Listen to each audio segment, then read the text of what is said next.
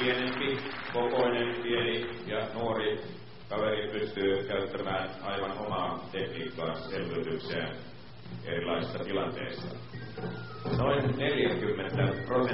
seuran jäsenistöstä on naisia, tyttöjä, ja jujutsu sopii siis hyvin myös naisille. Esityksessä Maija Davidson ja Anna Davidson.